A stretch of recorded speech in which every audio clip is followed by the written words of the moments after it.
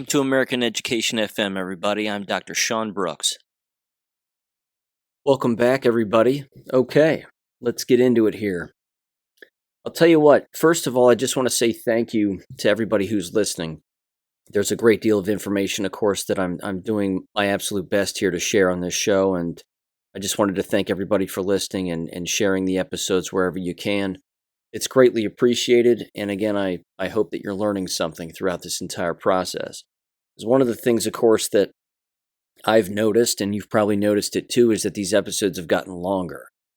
And for me, that's just a measuring stick that there's more going on, and there's certainly more to bring up episode per episode. But again, even when just a few days passes, there's so much information to bring up. So I'm going to dive right in here. I've got a few cultural things that I want to bring up first. I have some interesting education news as well, and then a ton of jab-related things, including a document that I want to read. I've got, of course, some peer-reviewed stuff that I want to revisit here, and some of it's, it's not necessarily new, but it's worth revisiting.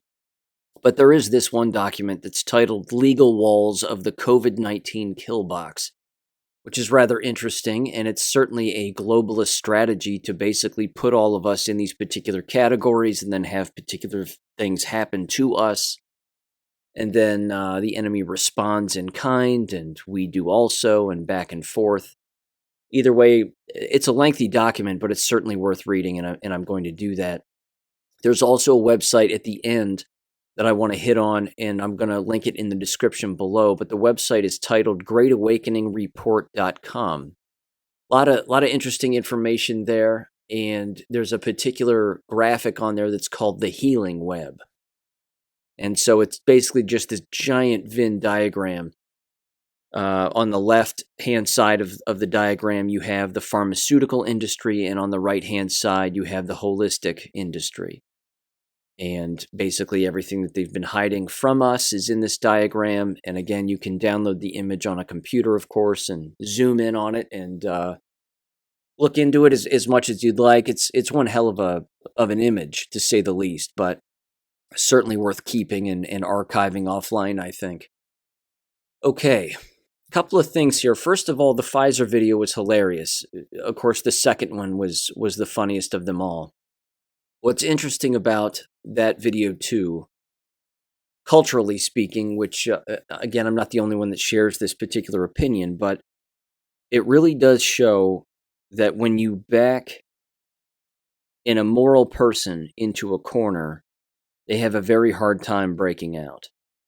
And one of the things, of course, that they do is they almost switch into this default setting where they just start screaming and yelling and blaming everybody around them, except, of course, instead of blaming themselves.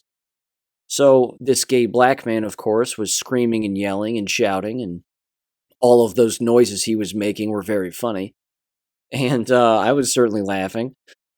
But again, almost immediately he starts blaming race and skin color and this, that, and the other, and it was just really pathetic. You're kidnapping me, you're hurting me, and then all of a sudden, again, he's a victim. I think that just culturally, this speaks to a much larger problem, which is, again, that is the default setting among the most immoral. Is they heavily rely on feelings instead of facts. And they're not interested in bringing up facts, of course, and they certainly aren't interested in any kind of a dialogue. I mean, this person got caught red-handed with their hands in the cookie jar also, crumbs everywhere, and then they flipped out.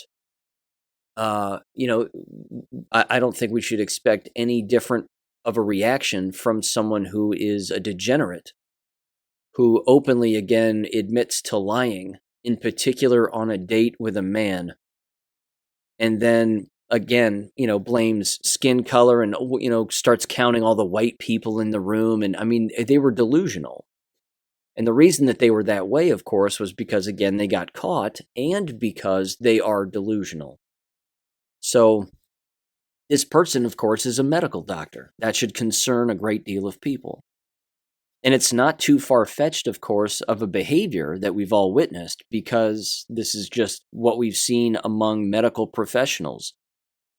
With the African American and gay part aside for a minute, it's just something that we've noticed with medical professionals, that when you approach them with the facts, they have a very hard time dealing with it, and then they become overly emotional or upset because you're denying what it is that they're saying. I couldn't help but think back to my old family doctor, who again in 2021, first thing he did was walk into the room when I was there just to pick up pick up a prescription for poison ivy for prednisone. And he walked into the room and he wasn't wearing a mask. And then he asked me how I was doing. I said, I'm great. I just, need you to write a prescription here for prednisone for this poison ivy. And then he puts on his mask. And then he sits down and then he asked me if I've had the shots. And I said, no. I said, they're killing people and they're hurting people. And he turned and he looked at me. He's never been short with me, this particular guy. And he's an immoral piece of trash anyway for a variety of other reasons. I mean, he was caught up in sex scandals and a bunch of other things. He's a terrible person. But he started to become agitated and short. And when I told him that people were dying of the shots, of course, he turned and he looked at me and his entire demeanor changed. Even with a mask on his face, I could tell that his entire demeanor changed. No one's died from this, Sean. No one's died from this. I mean, we're just now starting to see some myocarditis among, 15-year-olds, but that's so rare. I mean, if I had the shot here and you wanted it, I'd give it to you, but I'm all out of shots, he said. And then again, he got more agitated a little bit and he said, well, do you know what it is? And I said, yes. I said, do you? And he says, yes. And then he explains the Saturday morning cartoon version of what messenger RNA does. That same old line that every propagandist has been told, and every single line that a propagandist has peddled this entire time. And he regurgitated the entire thing line by line. And I looked at him and I said, well, there's more to it than that, and I'm not interested in ever getting that shot ever. And then he stopped looking at me and he turned and he looked at his screen. He said, well, I respect your decision to not get vaccinated. And that was the end of it. I, of course, haven't seen him since. I'll never go back. He's a piece of trash. But it's that kind of behavior, again, when you catch these people in their wrongdoing or in their degeneracy, regardless of what it is, they immediately become emotional because that's all they're running on. They're not running on facts. They're just running on emotion. So I thought that culturally, again, what was in that second Veritas video, again, where he's flopping around on the ground, that was, it was interesting because it just shined a brighter light on what's going on culturally, in particular with the left and those who are in complete and utter denial. That, emotion's all they have, and when you catch them, it runs super high and super hot, and they have nothing else. So there you go. Let's see, Damar Hamlin. So Damar Hamlin is alive, and he put out two particular videos that are making the rounds. It's the same video, but one of them is a bit longer, and it's on ESPN's website, and then the other one is on YouTube, of just him talking. No other montages of any other pictures. It is him. It's not a deep fake. It's him. So I'll start by saying this.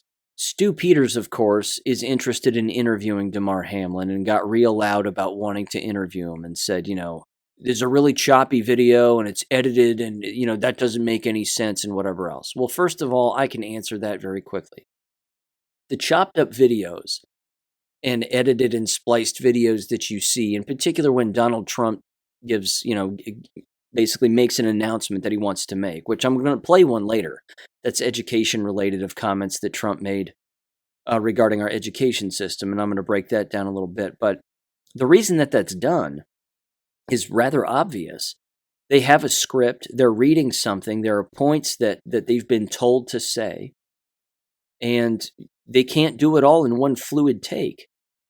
So you have to just take what they say, and then when they mess up, you stop at that particular point, and then you say, okay, you just said this, now what do you want to say next? And then you hit record, and then they just say what they want to say next right after they get done saying what they just said. It's not unusual Again, this is what happens when people have a script and they have things that they want to say, and they're not very good with their words and they have to chop things up. So there's nothing suspicious about the video. It's legit. So let's do this instead, because again, Stu Peters is interested in not arriving at a sound conclusion, which is what the scientific method almost requires. We've worked every hypothesis we possibly can. Now let's work it backwards. Let's use the scientific method regarding Damar Hamlin and work it backwards. And go back through all of the theories, of course, and the questioning that took place, and I was doing it as well, and rightfully so, because, again, that's the scientific method. So let's work it backwards. Here we go. And before I do work this backwards, let me at the very least say this, that I would rather, as I hope anybody would, I would rather be wrong, as I've said before, 1,000 times and question everything from the start than basically be wrong 1,000 times and question nothing from the start. So we always need to question things from the very beginning, and then again arrive at logical conclusions and hypothesize and run our minds right through the scientific method system again. But then we have to arrive at a conclusion, so here it goes. Let me work it backwards, like I said. Damar Hamlin is alive. He's not on oxygen. He's not walking around with oxygen. So, working it backwards, he's in the hospital. They're not saying a whole lot because theoretically they don't have to say a whole lot. Yes, there's a lot of scripts that I'm sure were written and people were told to say particular things. And we know for a fact that they were told to keep the jab out of the conversation because no one was talking about the jabs related to this except for those of us who know what's going on. So the one conclusion that we can arrive at, I should say, is that it was jab related, for certain. To our knowledge, there were apparently approximately 3 players on the Bills team that are not jabbed. Cole Beasley, the quarterback, and maybe somebody else. Could be more that are not jabbed, but we can assume that Damar Hamlin was jabbed because he was not hit in the chest and then lost consciousness and whatever else. That was not a hard hit. He dove to the side. He tackled the person. Not a big deal. The person was already falling down when Damar Hamlin wrapped his arms around him and then whatever else. Then, of course, he got up and took a couple of steps and then fell backwards. The narrative was that he was unconscious without a heartbeat for 9 minutes. Based on what we know now of seeing him walk around and not be brain damaged and not be oxygen, it's plausible that that was not the case. They may have been doing chest compressions on him, but they probably got a pulse back. So his heart was beating maybe right then and there on the field. That's number one, I think. Number two, why would they not have a defibrillator on the sideline of a football game? They would. Which means, did they use a defibrillator on the field as he was lying there in order to revive him? Possibly. Yeah, they would have had to have done that. Again, they weren't showing us anything. You know, they didn't show us cutting his jersey off or cutting his shoulder pads off or taking his helmet off. I mean, we saw none of that. So the crowd that was around him of medical doctors and the security that were standing around him, they would have had to have done all of that in order, I believe, to get a defibrillator on him, which was probably the case. Again, that would directly imply the reasoning as to why he wasn't brain damaged and why he's not dead. So there's that avenue. Beyond that, again, I would simply say this, that I'm glad he's alive. I don't wish for people to die. What was suspicious about the entire thing, and continues to be, of course, is the NFL's handling of the whole thing. I mean, there's no doubt that they wrung the thing dry as much as they could, and by thing, I mean the whole situation, in order to raise more and more money. Because again, his playing days are over. So he's been paid his contract. He now has $7+ million at least in the bank from the GoFundMe stuff. And, that's not necessarily unusual for a lot of people who are ill or a lot of people who are in the limelight and get ill and then ask for donations, whether it be, again, for a charity, a youth group, or whatever it is. And, none of that's really unusual. What was unusual, of course, is and continues to be, is the NFL's handling of the entire situation and their inability to arrive at the logical conclusion that it was jab-related, because it was jab-related. Again, as I'm sitting here talking to you, people are dying from the jabs. That's still happening. There's still youth who are dying. There are still people, school employees who are passing away. Pick a profession. It does not matter. College. I just read another thing again. A college coach or a college assistant coach just passed away at the age of like 53 or 54, somewhere in there. Whatever it was, Arizona, somewhere in Arizona. Again, same thing. It's happening constantly. It was just the NFL's handling of all of it was emblematic of how the NFL handles it, which is, it's beyond obvious it happened. Here's what happened. We know why it happened. Oh, look, the NFL's not saying why it happened.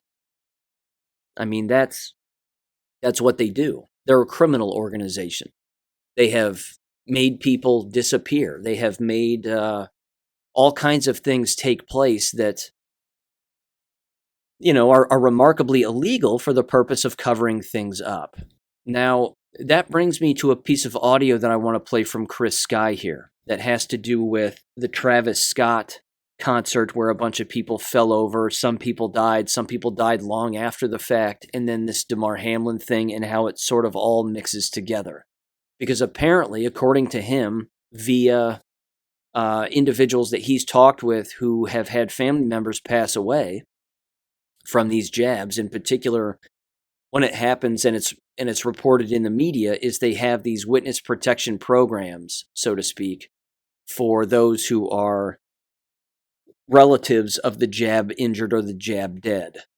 And they basically pay them off in order to not say anything. They have them sign non-disclosure agreements, and then they maybe even relocate them, again, according to this particular situation. So I want to play this audio of Chris Sky, again, activist in Canada. He probably wouldn't like the word activist, but he's a patriot, and he's been telling a great deal of truth for a very long time. And so here's him talking about the connections between all of that and the communication that he has had from individuals that he knows regarding all of this. So give this a listen. Hey everybody, update on the Travis Scott concert situation in Texas. So for those of you who don't know, originally when this all happened, a bunch of kids either collapsed or died suddenly. And we're talking kids age like 12 to young adult age of like 18 to 20. When that all happened, I got a call from someone who was a direct relative of an 18-year-old girl who was one of the people who collapsed but did not die. She spent the next, I think it was about 4 to 6 weeks in and out of hospital, being put on medication, being run on tests until she died of organ failure. After that, I never heard back from the family member or anybody else in the family until 2 days after the Monday Night Football incident where he dropped suddenly on the field and they canceled the game. All of a sudden, I got a call from Texas from a different number, and it was the same relative, and he told me he had a really hard time getting a hold of me, but he had a lot to tell me. He said that after his family member passed away, the 18-year-old female, Moderna, because she was given the Moderna vaccine, basically came and paid the family a whole bunch of money to keep quiet and also relocated them to a different part of Texas, gave them new phones, new numbers, new addresses, new identities, almost like a witness protection program. And they were told they had basically two options. Either they were going to get destroyed in the media and destroyed in other ways if they spoke up about this, or they could take the deal, take the money, take the new identities, and basically just help them cover this up, help them sweep it under the rug. Well, that didn't sit well with this guy, so he came and told me about it, and I told you guys about it. Since then, people have been questioning the veracity of this, and then I got contacted by a female researcher. I don't know if she wants me to say her name, but she gave me corroborating government and military documents that prove in writing that what I described is the standard operating procedure for military, especially Good military and government know they are killing civilians. They know it is against the law, and they have multiple remedies to deal with this. And the most common is what we described: a payoff, a relocation, a new identity, and sweeping everything under the rug. This is a huge story because this is not even just the tip of the iceberg. This is like a little speck.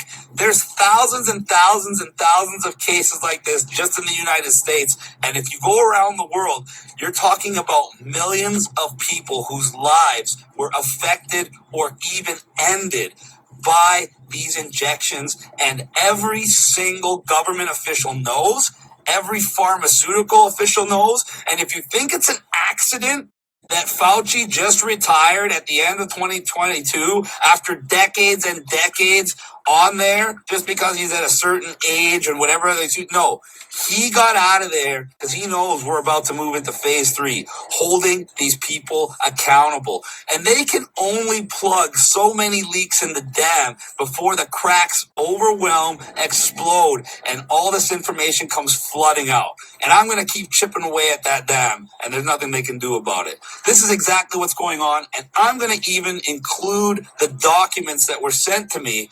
So I would love to see the government deny this, and I'd love to see them try to discredit this. This is what's happening. This is how Moderna, Pfizer, if you recall, Pfizer paid out billions in a fine for misleading and false advertising, which ultimately caused the death of all kinds of people. So if you think this is beneath them, or you think this is beneath the government, or you think this is beneath the military, well, wake up, ladies and gentlemen. This is the reality of the situation. And it's only going to get a lot worse from here as they try to pass laws to make videos like this illegal for me to even tell you what's going on. Now, the document that he's referencing, it may not be the same one as the one that I read here, but you may recall that I read certainly portions of a rather lengthy document from the World Health Organization where it was essentially a playbook.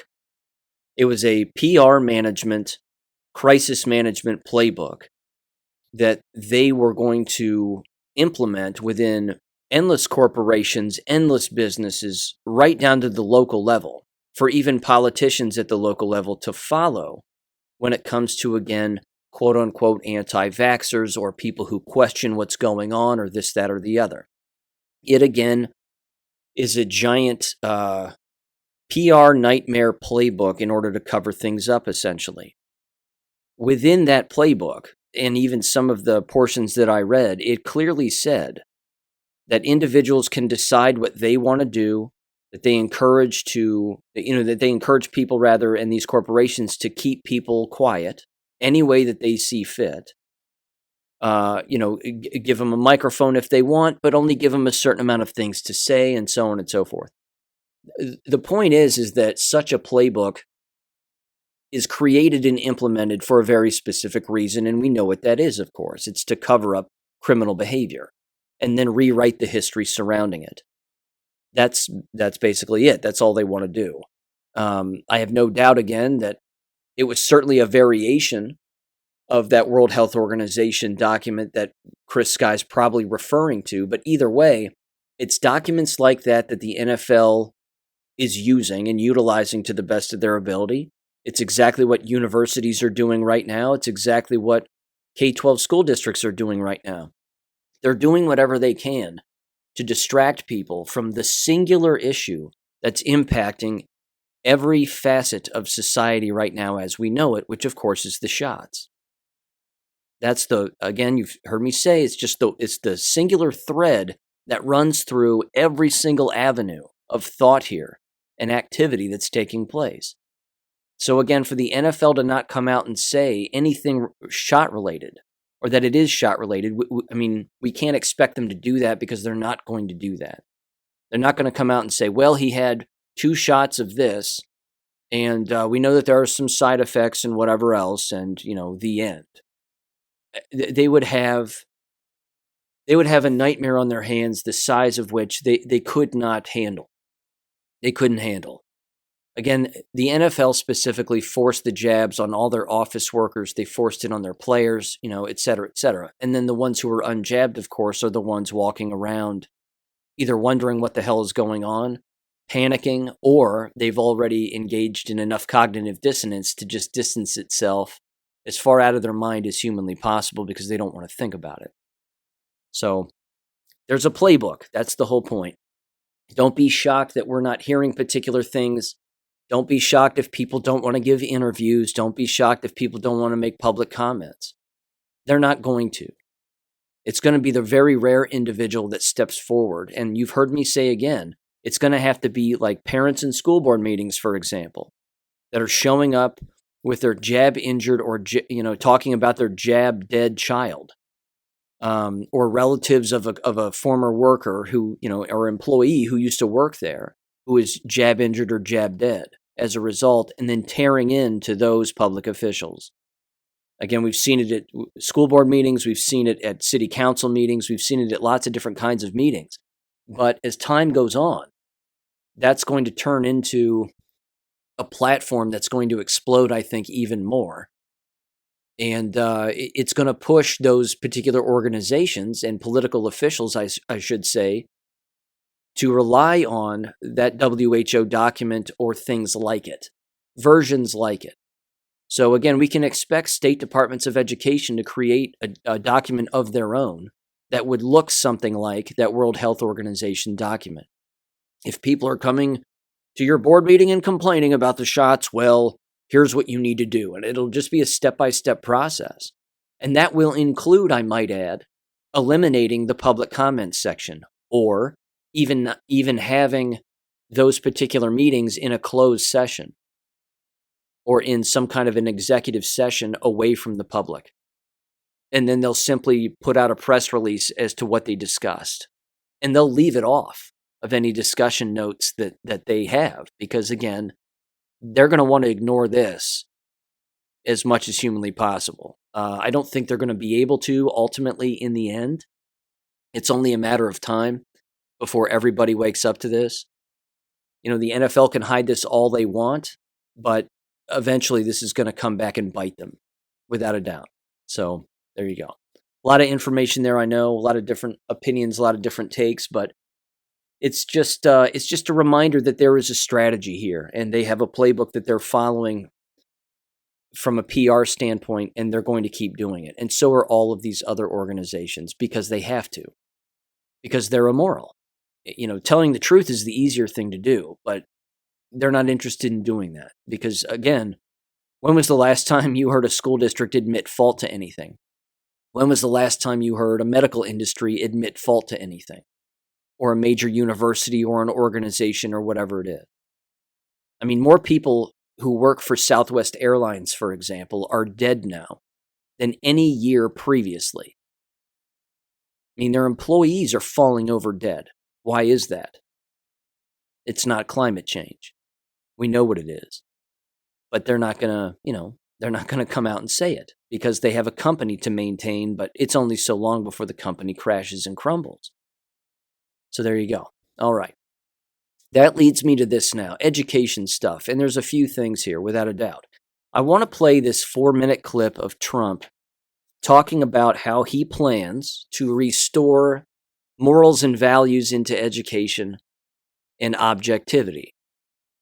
It's a nice video, and you're going to hear him talk, and I may or may not bounce in and out of it. But just give it a quick listen here. Again, it's about 4 minutes long. And then I'm going to come in and certainly describe a few things, because as you've heard me say, and as I just said earlier, there is a thread that runs through this whole thing that's going to make what he's proposing pretty much non-existent. You've heard me say on this show that I do not believe that there is going to be brick and mortar public education in the future. Again, the jabs are the thread that run through the whole thing, which means these organizations, when they start to crumble, and they already are crumbling, are going to have to find another outlet, another solution to their problem. This was interesting because I played audio a long time ago. This just hit me, so I want to mention this very quickly. This should prove to people, too, that the jabs tricked even the left in this country.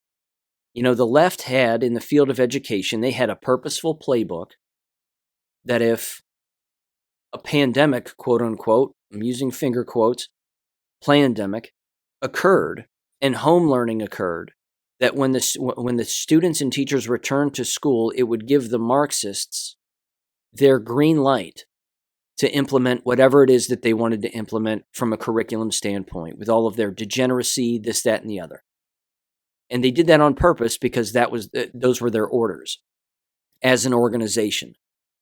You know, the National Education Association and all the teachers' unions and all the other education associations and whatever. It was basically just foot on the pedal of gay. You know, we're going to go super gay on everything all the time now. And if we all do it at the same time, no one's going to be able to stop us. The thing that's going to stop everybody are the shots. That's the thing that they did not consider in there. We're going fifth gear, pedal to the floor, full gay on all of our curriculum.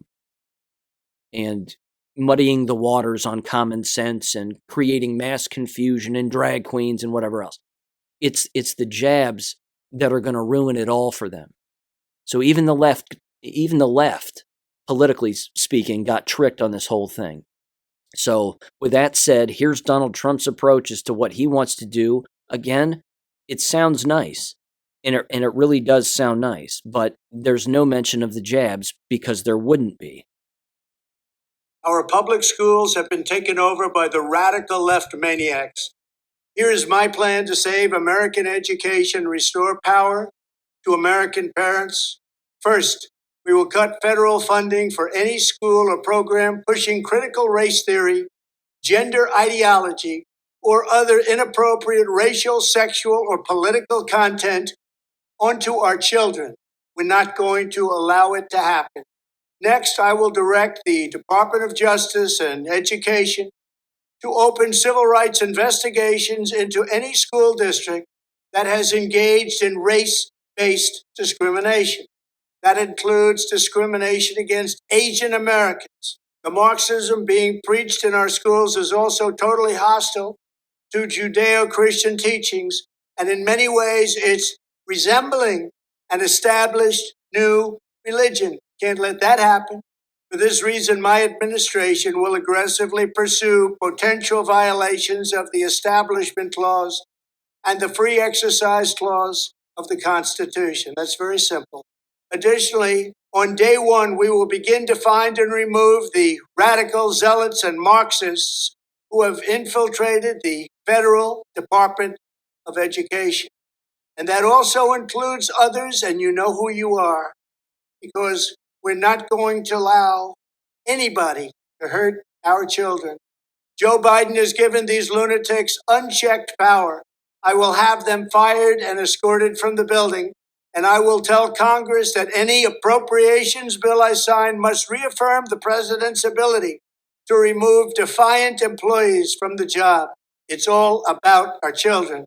I will veto the sinister effort to weaponize civics education. We will keep men out of women's sports, and we will create a new credentialing body that will be the gold standard anywhere in the world to certify teachers who embrace patriotic values, support our way of life, and understand that their job is not to indoctrinate children, but very simply to educate them. Finally, I will implement massive funding preferences and favorable treatment for all states and school districts that make the following historic reforms in education.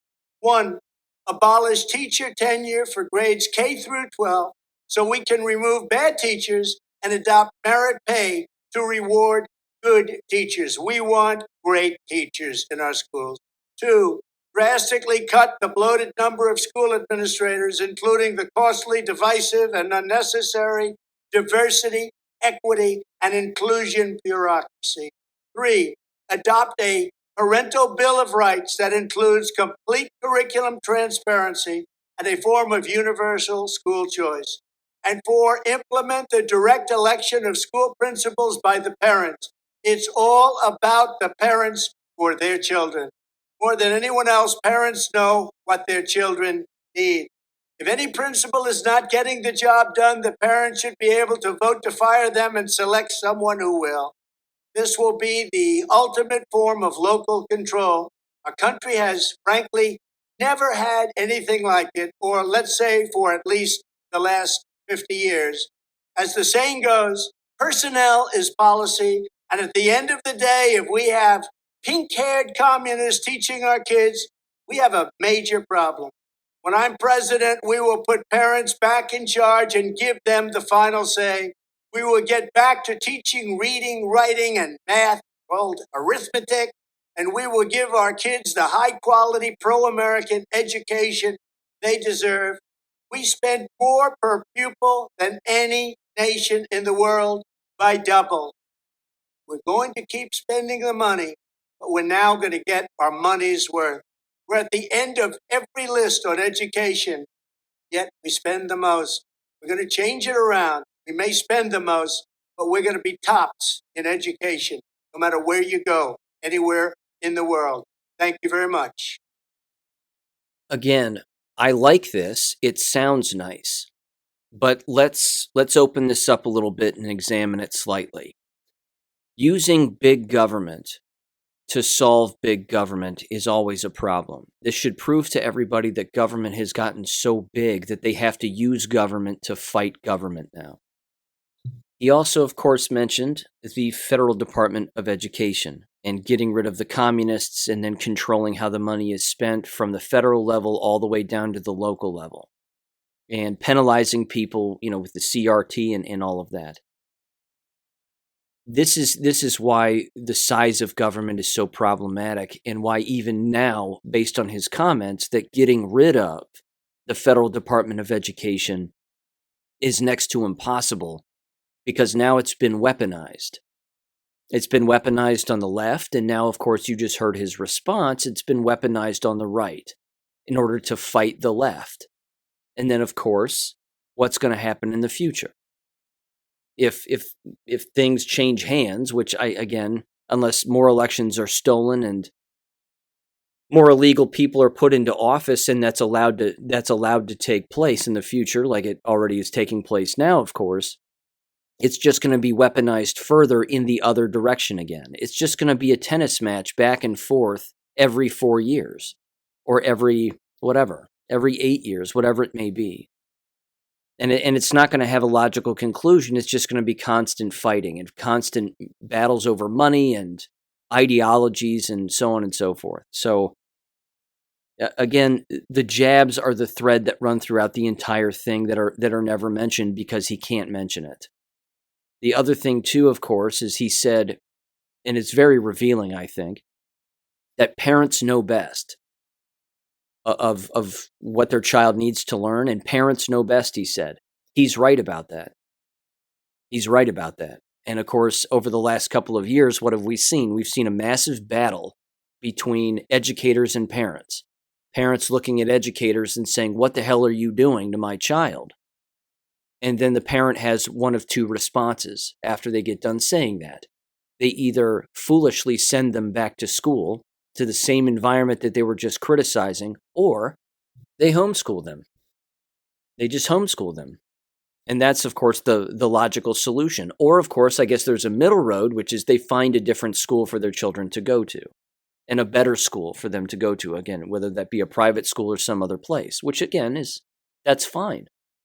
I'm not criticizing that entirely, but those schools are so few and far between that it's only a matter of time before, again, those radical ideologies find their way into those environments too, I think.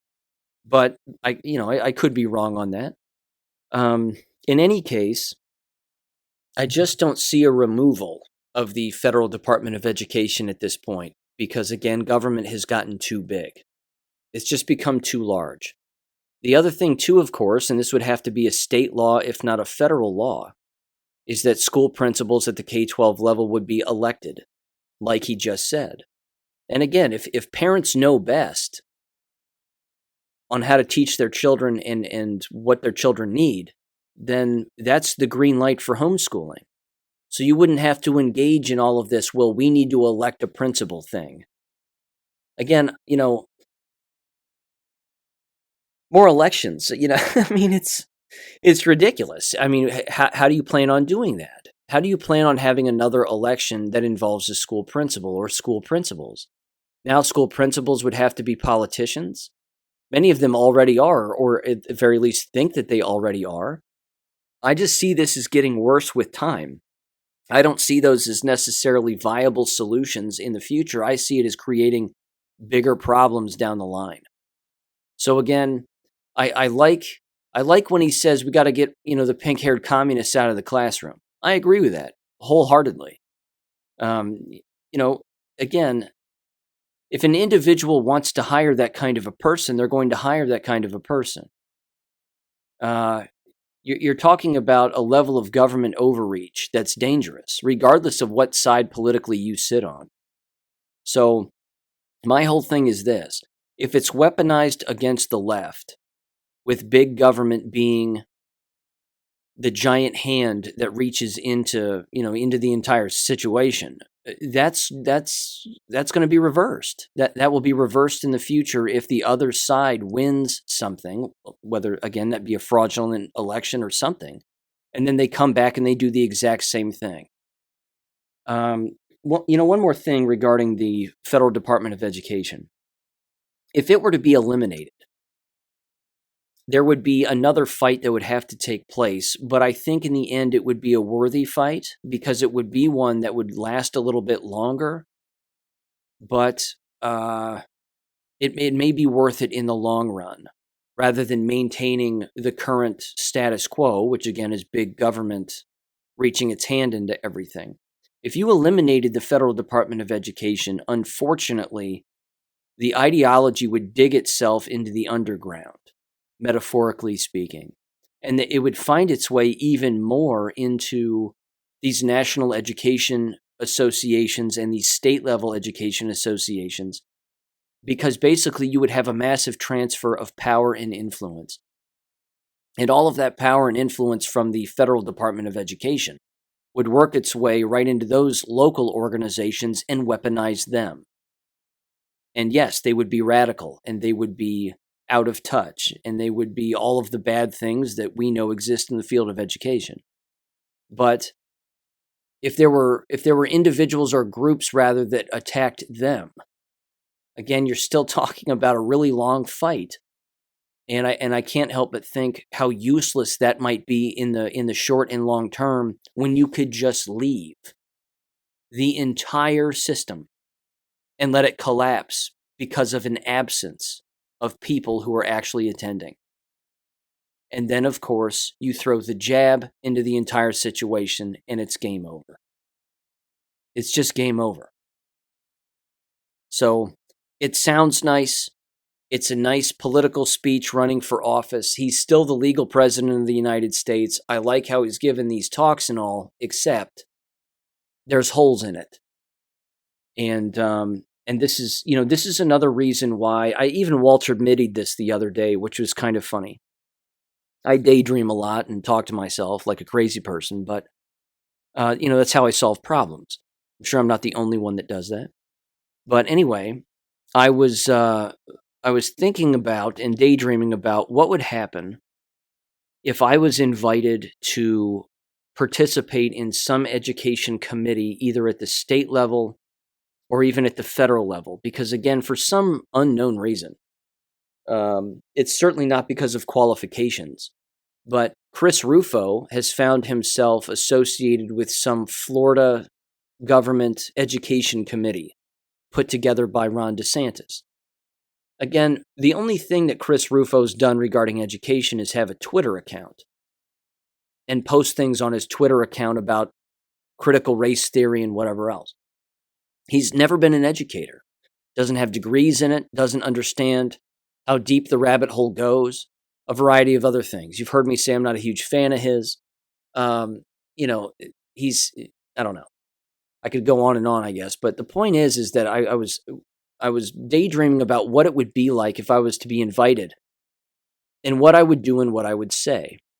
If I was invited to attend some meeting with education minds, we'll say, sitting around a table, I'm pretty certain I know exactly what I would hear, and I'm pretty certain that I know exactly what I would not hear. And what I can promise anybody listening to this is that there's no way in hell that I'd sit at that table and let them get away with it. I would tell them straight up the truth about everything. I would let everybody talk first. They'd probably go around the circle, introduce yourself, because I've seen these meetings before, but everybody introduces themselves and then everybody moves along, and then you basically go around the table and everybody throws out what they think are the biggest issues facing education. By the time it got to me, I'd be bringing up things like false flags, believing lies, Uvalde didn't happen, neither did Sandy Hook. I would run down the flippin' list from top to bottom.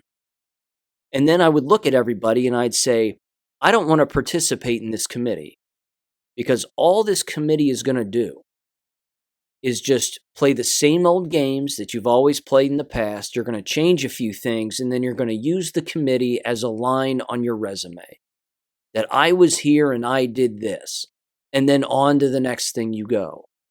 But they're never going to get down to the root problem, which is lying.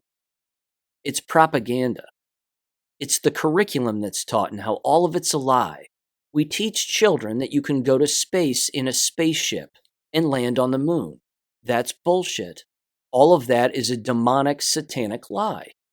And the lies are endless. They're lied about the very ground that they walk on. But you see where their discussion is. Their discussion is not of critical importance and topics of that nature. It's about, well, let's talk about getting rid of pink-haired communists. That's good and dandy, and that matters. But what matters more, of course, is teaching the truth, the whole truth, and nothing but the truth, and making sure that a person doesn't lose their job if they teach the truth and they know the truth.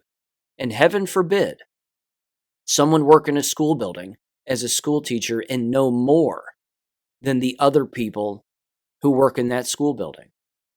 But I can tell you from personal experience, it's very difficult to work in a school environment when you know that you know more than the people who work there. It's very tough because almost everybody thinks the same by and large in a school environment because that's how it's designed. So I would never participate in one of those committees for any longer than the very speech that I would give to educate the people sitting at the committee. And then I'd stand up and I'd leave. I'd say, good luck with your committee that won't accomplish the real problems. You're talking about service level nonsense, and I'm talking about pulling out the root. And the only thing that does that, ladies and gentlemen, is homeschooling. The only thing that gives a child a chance to break free from the matrix is homeschooling. And I'm going to bring up two quick examples here. I got on Abeka.com's YouTube page. They have two awesome recent videos that they use, of course, as sort of their their public relations commercials, so to speak. They're longer than a commercial, of course, but they're very well done. And they're true stories of these individuals that are using the Abeka system. And it's not the only system they use, but they rely heavily on Abeka. One family is a family of four, or a family of five rather, married couple and then 3 kids, and they live in Alaska. And I'm going to summarize it as quickly as I can, but they basically say, we use Abeka because the father used Abeka. He says, I was homeschooled and I enjoyed it. I'm married, we have children, and we use it. And that's because we like doing other things with our time. We like to travel, we like to go outside. We like to do these things rather than having our children sitting in a room for 8 hours a day and having their brains just melted into mush. We don't want to do that, and we don't want to raise our children that way. And then, of course, there's the biblical aspect and the Christianity aspect that's brought into the Abeka system, where they have the freedom to, of course, do all of that as well. So that's the one scenario, and it sounds so pleasant. I mean, you can't watch a commercial like that and then go backwards to what Donald Trump was talking about, which of course are all the problems in education, minus the fraudulent curriculum that exists, and say to yourself, which one of those two do I want to pick? Wow, this is a hard decision. I don't know which one to choose. Peaceful homeschooling, where you get to you have the freedom to explore and talk to God and actually listen to your own mind, or be just another mask-wearing goon standing on a meat grinder like in the Wall movie from Pink Floyd. I mean, which is it going to be? And yes, there's probably a middle road, but the middle road is dangerous because ultimately you're going to have to pick a side. I mean, you have to pick a side in war. So that was one example that exists recently on Abeka. Another one, it's exquisite. It's a woman who is home with her 3 children. All of them use Abeka, and the husband is overseas, I believe in Korea, for the military, and works for the United States military and is gone a lot. She brings up a very interesting point in that particular promo. She ends up saying, when my husband comes home, we want to spend time with my husband, and my children want to spend time with their father. If they were in a traditional school, the way that we know them to be, 8 hours a day, 5 days a week, they wouldn't have that time with their father. They would have to go to school. And we couldn't pull them out of school because they would get suspended or arrested for truancy or this, that, or the other. So we like the freedom of being able to pick it up and put it down. Pick up Abeka, use it, and then put it down when we need to put it down. And then we have the freedom to go out and do other things also. Again, if you use that as an example on one end of the spectrum, and you use what Donald Trump, again, was talking about on the other end, one of them is a nightmare, and the other one is not. One of them is a political mess, and the other one is not. And these were young children. I mean, they were young. They were like elementary school age. And again, in the Abeka system, you have teachers teaching you over a screen. You're listening to them. You're following along in a book. And as the mother says, if you don't want to use that particular method, there's a home teacher method where the parent has their own manual and things that they can do with the child if they choose to do so. The point is that there are so many other healthier options than this massive political fight to maintain a corrupt system that lies to people. That system has to be done away with. And the jab is the equalizer. The jab is the equalizer that in the next 5 years plus is going to wipe it out. It's already happening. Again, endless examples, but it's already happening. So again, I recommend going over to Abeka's channel on YouTube and watching those videos. They're so nice. I mean, they're just so nice to watch. You just take a big, deep breath and go, isn't that pleasant? Because that's how it's supposed to be. It's just supposed to be that way. So, this episode's going to be long, ladies and gentlemen. My apologies. I got to get to this too because this was weird. Sandy from Michigan tossed this my way initially and asked me what I thought about this because this has been making the rounds. This was on Gateway Pundit and it is titled, Assistant Principal Solicited Donations from Teachers and Staff to Pay Off Coyote for a Legal Alien Student in Rhode Island High School. Cicely also threw this my way too later on in the day after I had taken a look at it, and I have a there's a couple of explanations for this. I'll read this first, though. It says, an assistant principal at Mount Pleasant High School in Providence, Rhode Island, sent an email to teachers and staff this week soliciting donations to pay off the debt to a coyote owned by an illegal alien student at the school. The email by Dr. Stephanie Harvey, EDD, asked for $2,000 by February 1st to help pay off a $5,000 debt to the smuggler. On Friday, school principal Tiffany Delaney shut down the fundraiser as not appropriate and said donations would be refunded. Initially, when I read the letter, which, by the way, it says, we have a student who came to America. This was the email that the Stephanie Harvey, the assistant principal of the high school, put out. But they said in their letter or in their email, quote, we have a student who came to America with Coyote, quote unquote, which is a group that helps people. This group gives you a time frame to make a payment of $5,000 to those who bring them into the States. says our student needs our urgent support to raise another $2,000 to meet his goal of $5,000 by February 1st. First of all, the answer is yes, these people are that stupid. They are. If they're working in these environments and they do something like this and they actually believe it and don't know what it really is, they're dumb in that avenue. But if they do know what it really is, they're even dumber because they're doing something that's clearly illegal. Now, here's the thing. Having illegal students, as you've heard me say, in American schools is not a crime. Unfortunately, the Supreme Court ruled that that's the case, that schools have to take in illegal students and illegal children.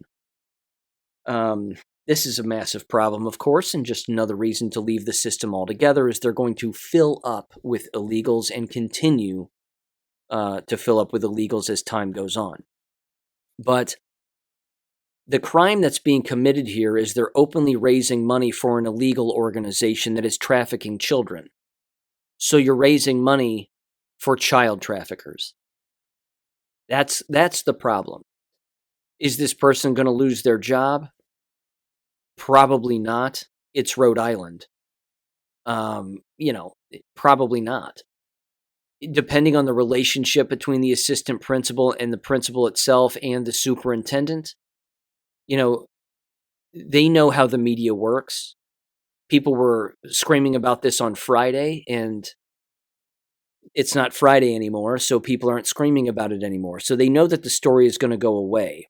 But the mere email and the raising of it in itself is a crime. You cannot raise money for child traffickers. I don't know what else to say.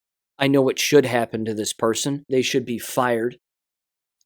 They should be removed from all teaching positions in the state. Their state license should be investigated and then revoked immediately to never, ever have one ever again. But that's not going to happen. They're probably just going to get a slap on the wrist, and that'll be the end of it. But keep in mind, again, as I said earlier, this is where school officials use discretion. If they like you, if they're sleeping with you, if they have some kind of a relationship with you, whatever that may be, maybe there's some inbreeding taking place or some nepotism. If they like you, you're going to stick around. If they don't like you, they will throw the book at you and you'll be gone.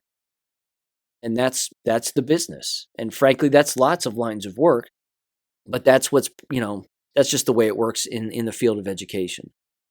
So yeah, this was from the Principal Tiffany Delaney. I was informed there was an email seeking financial support for one of our students. I appreciate the faculty and staff contributing to a cause that supports a student, but the nature of the request is not appropriate. All funds contributed will be returned, and we will seek more appropriate methods to support our students.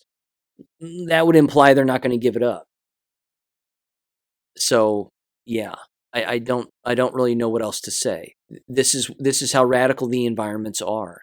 They're so radical that yes, they're willing to take in illegals because the Supreme Court said so, but they're also willing to raise money to pay off coyotes so that the child doesn't get deported or killed or trafficked or something, trafficked more than they already have been, whatever it may be. This is the environment, ladies and gentlemen. They're going to find other means to do it away from the public eye. It's disgusting because, again, the laws that are being broken here are numerous. So there you go. I want to read this too because this is a bit of a follow-up from the DeSantis eliminating the AP College African American Studies course. This or at the very least, the high school African American Studies course. These were concerns that were found within the College Board's submitted Advanced Placement African American Studies course. And I'm going to read through this. This is from the Florida Department of Education themselves. It says the following. It's a chart, 2 columns. On the left-hand side are all the topics from the AP course. And on the right side are the concerns. And they name names, which is kind of neat. So the first concern, or topic rather, says topic 4.15, intersectionality and activism. The concern states here that, quote, intersectionality is fundamental or foundational rather to CRT and ranks people based on their race, wealth, gender, and sexual orientation. And then it says included reading would include Kimberly Crenshaw, known as the founder of intersectionality, co-editor of critical race theory, the key writings that formed the movement, along with Angela Davis, self-avowed communist and Marxist. So that's just the first one. That's the first topic and first concern. That's a big one. Again, homeschooling families are laughing their asses off right now that I'm even reading this. They're going, keep reading it, because it's ridiculous. Topic 4.19, Black queer studies. Why not?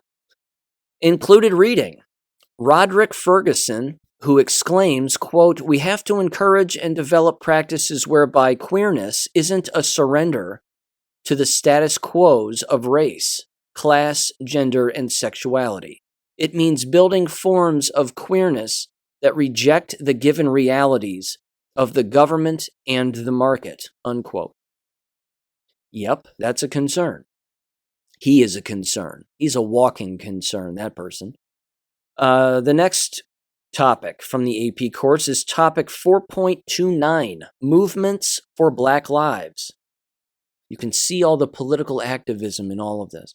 Movements, here's the concern then. Movement for Black Lives is an organization that's stated objectives that include eliminating prisons and jails, ending pretrial detention, and concluding, quote, the war on Black, trans, queer, gender, nonconforming, and intersex people, unquote. Included reading for this particular course would include Leslie K. Jones, who wrote, quote, every day Black people produce an unquantifiable amount of content for the same social media corporations that reproduce the white supremacist superstructures that oppress it, unquote.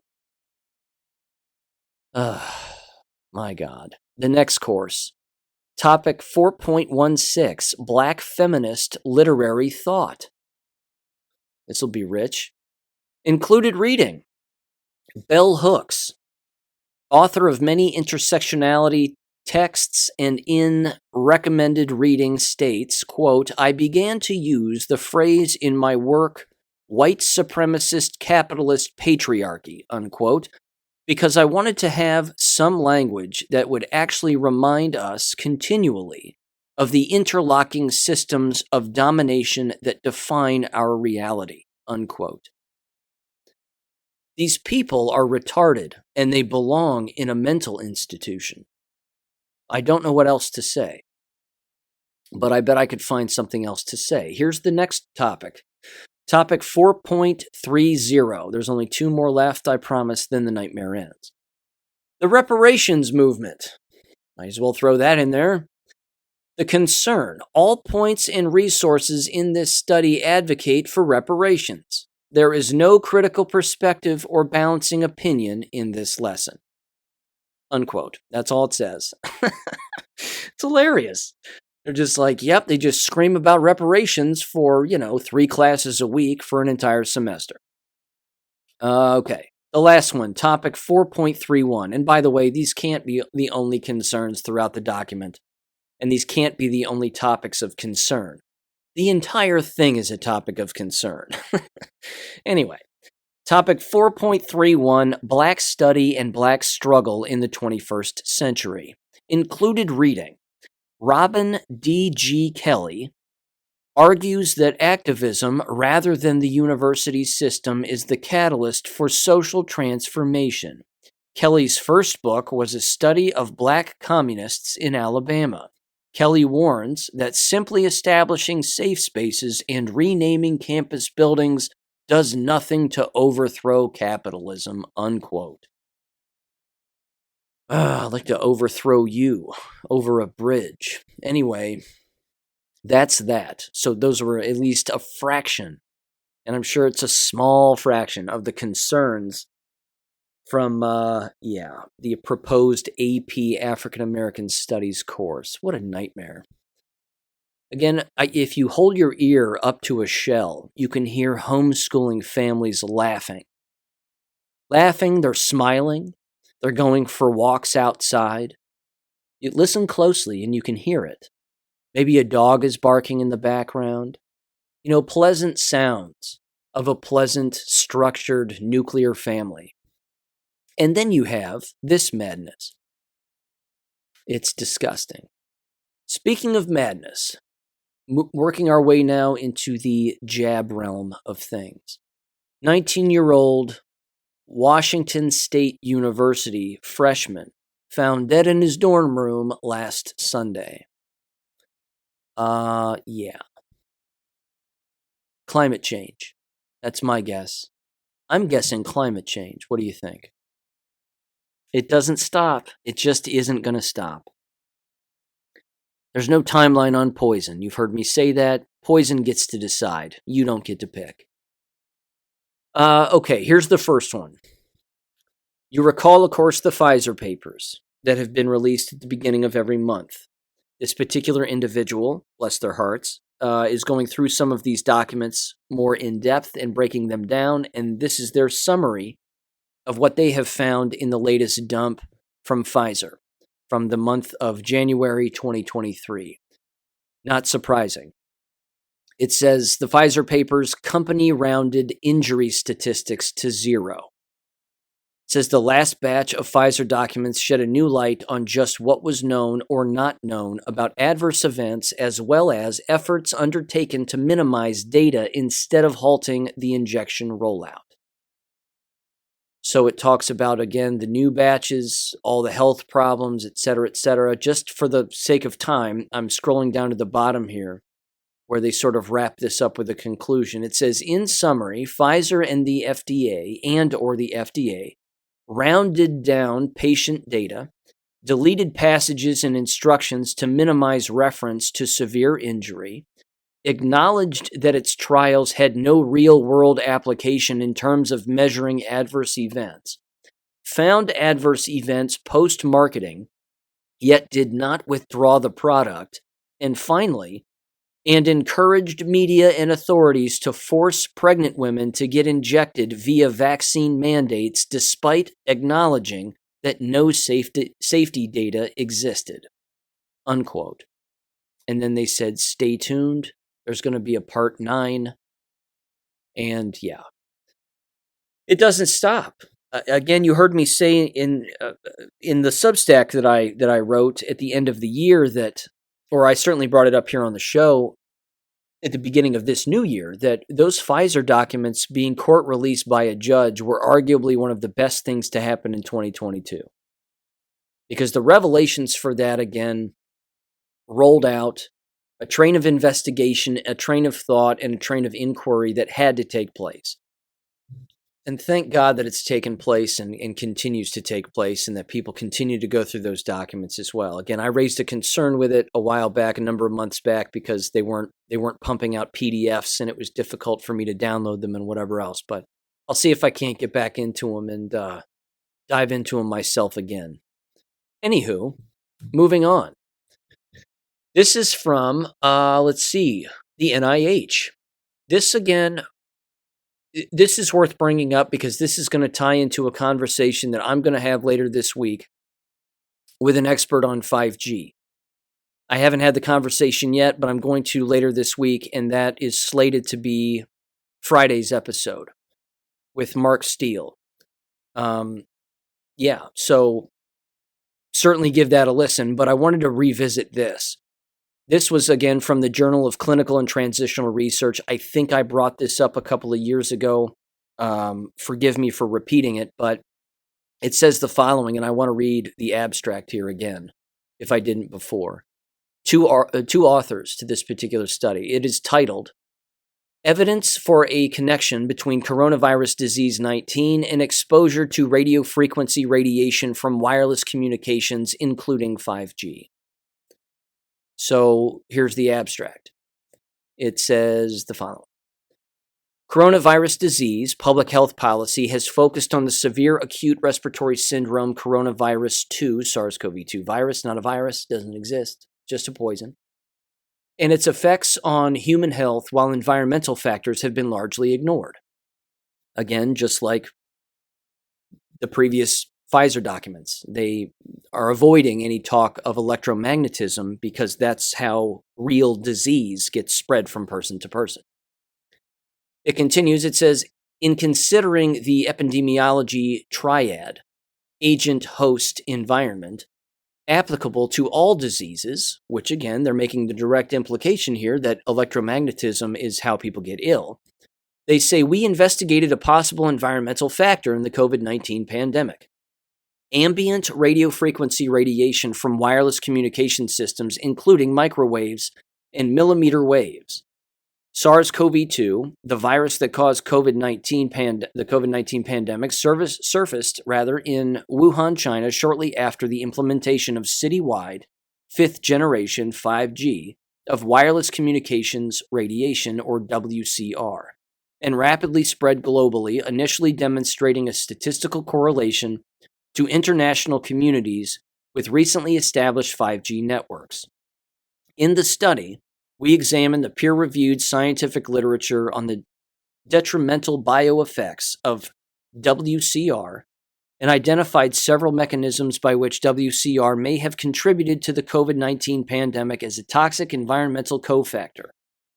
By crossing boundaries between the disciplines of biophysics and pathophysiology, we present evidence that WCR may, and there are 6 points, number 1, cause morphologic changes in erythrocytes, including, I'm going to get this word wrong, a chenocyte, if I'm saying that right, and I don't know how you pronounce that, rouleau formation, I guess, that can contribute to hypercoagulation. I know that word, that sounds bad. Number 2, impair microcirculation and reduce erythrocyte and hemoglobin levels, exacerbating hypoxia. Number 3, amplify immune system dysfunction, including immunosuppression, autoimmunity, and hyperinflammation. That's called AIDS. Number 4, increase cellular oxidative stress and the production of free radicals resulting in vascular injury and organ damage. Number 5, increase intracellular Ca2, calcium maybe? I'm not sure.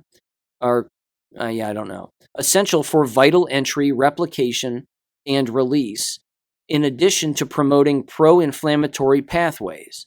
And finally, number 6, worsen heart arrhythmias and cardiac disorders. Then there's a section here that says relevance for patients.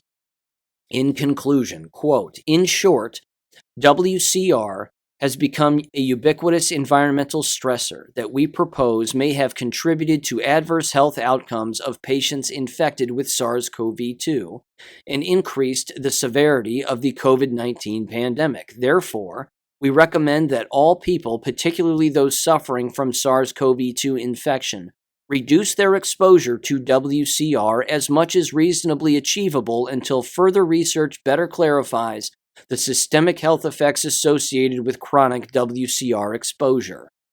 Unquote. Now, my education brain clearly says, which I'm going to again ask Mark about all of this, and I'm going to give him the floor to talk about it. This reeks of school environments with 5G, clearly. It reeks of school environments with Wi-Fi, students walking around with a cell phone right next to their genitals, as they're already jabbed, or on their person, maybe with an iPad in their backpack, stuck to their spine, while they stare at a computer for 8 hours a day. I mean, who's to know? We know the correlation between 5G, electromagnetic frequency, and disrupting the cells in the human body. That's a real thing. That's 100% real. What I would like to see is someone bring up this particular article in a school board meeting. It'll go in one ear and out the other, I know. But this is another example of an article, again, that can easily be emailed to all those idiots who work for these school boards and work in these school districts and get them to understand that 5G towers in your parking lot are not for better internet. It's a kill device. So again, if you're interested in looking up this journal, it's in the National Library of Medicine, PubMed Central, and it is titled Evidence for a Connection Between Coronavirus Disease 19 and Exposure to Radio Frequency Radiation from Wireless Communications, including 5G. Again, published in the Journal of Clinical and Transitional Research.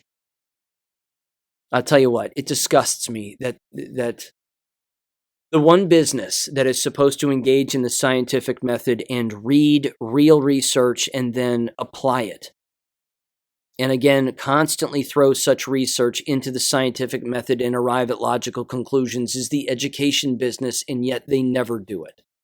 They just don't do it because they're too busy operating on feelings and not facts.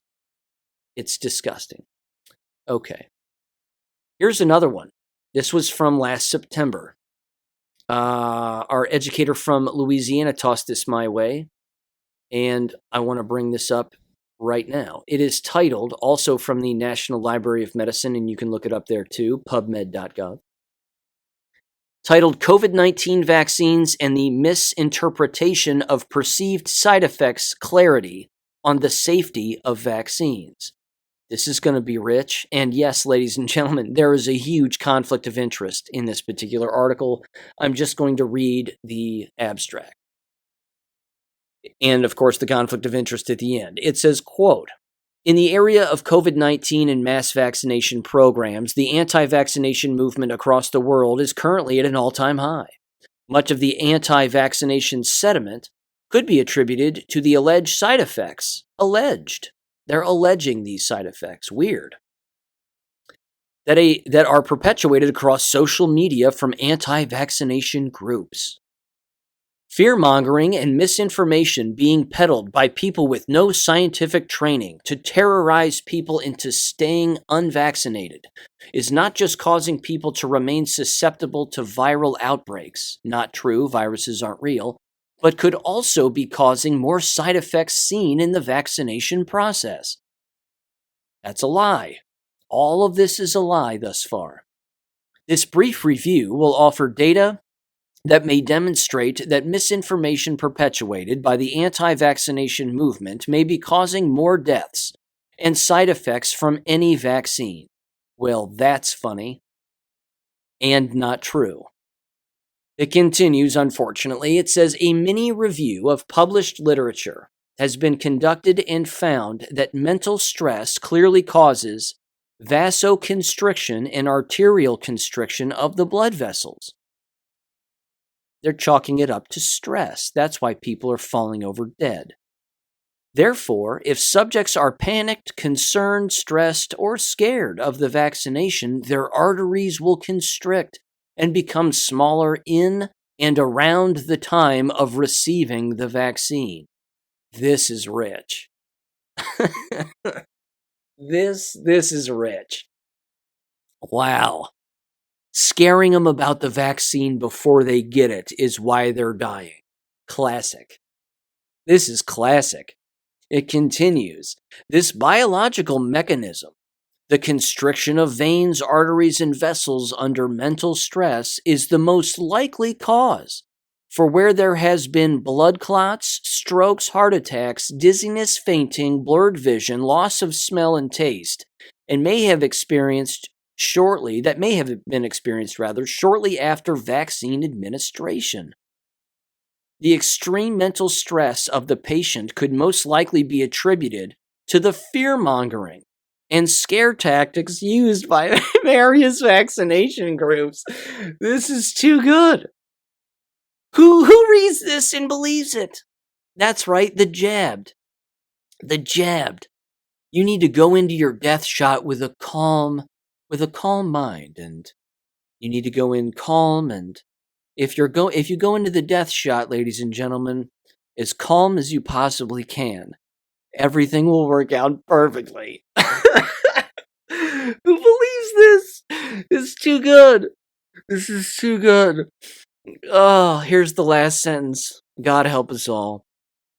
Quote, the paper does not aim to rule in or out every side effect seen, but it is highly likely that many apparent side effects seen shortly after a subject has received a vaccine could be the result of restricted or congested blood flow from blood vessel or arterial constriction caused by emotional distress or placebo based on fear around vaccines. Unquote. I gotta tell you, you don't even have to watch comedy anymore to get a good laugh. You just don't. All you have to do is read something like this, and the blood will flow, and the cells will reproduce, and the good feelings will come. And then, of course, sadness sets in, and you realize how far gone these people are. Here's the conflict of interest. Conflict of interest. Raymond D. Palmer is the Chief Science Officer for Full Spectrum Biologics.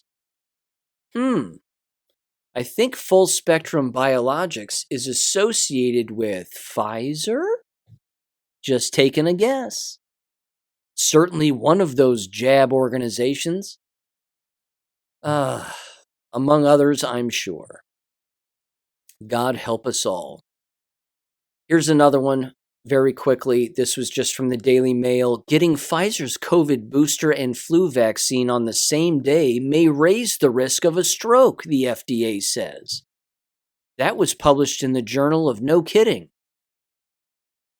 Here's the next one. And this is a big one that I want to read. And then again, I'm just going to end with a post, an anonymous post on GreatAwakening.win from an individual who's consistently posted about their work environment and what's going on among those that exist in their work environment and how they're the only jabbed person in the entire office. It's been interesting reading their posts and quite comical and sad all at the exact same time. But anyway, I want to read this now. Dr. Mike Yeadon pushed this out. And ladies and gentlemen, I follow him on Telegram. And I read his Telegram page. If you're going to follow somebody, I recommend it be him. He's got valid information and always has. Again, my sole regret from the school board speech was I said Robert Malone at the beginning, and I should have said Mike Yeadon. I'm not a Malone fan for a variety of reasons, of which I've brought up on this show. But I like Dr. Mike Yeadon a lot. And he came to my defense, even though he didn't have to, but I was appreciative of it. So thank you if he's listening.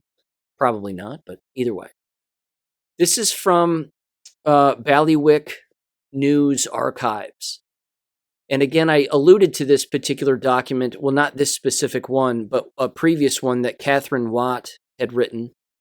She's a writer and a paralegal. And she's thrown together this PDF that is a few pages long.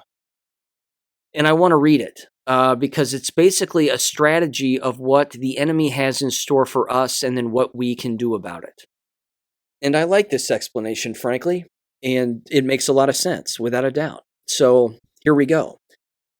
It is titled, and I will include this in the description below also, along with, again, the website that I'm going to reference at the end of this episode. But I'll include both of those things, basically. It is titled, and you could probably, again, just look this up on a search engine and it'll pop up. Not Google, of course, but, another one. It's titled Legal Walls of the COVID-19 Kill Box. Militarization of public health false front for military campaigns as viewed through the COVID-19 lens.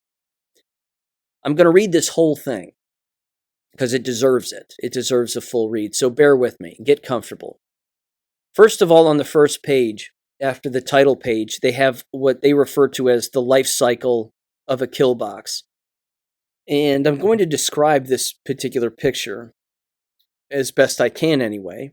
On the left-hand side, it says, I need a kill box in cell 1B from 200 to 1700 Z. And then they have arrows that go along. Basically, they're referring to the first box as a reference system. The second box is you establish a kill box, and then you assign it, and you basically divide it into two separate sections. In this, they have a blue and a purple, where you're basically putting people and then ideas and things of that nature. At least this is my interpretation, but they get more into the specifics. And then, of course, it breaks down the boxes even further, basically implying that once a person is inside of said box, you can attack them from multiple angles, causing them to move around in their responses. So if they get attacked from one angle, then they're doing it on purpose because they know that they're going to move a group of people over to a particular box. They're always inside of this kill box, but they're just being moved around like a pawn on a chessboard, essentially, with a person controlling, the actions and reactions of people.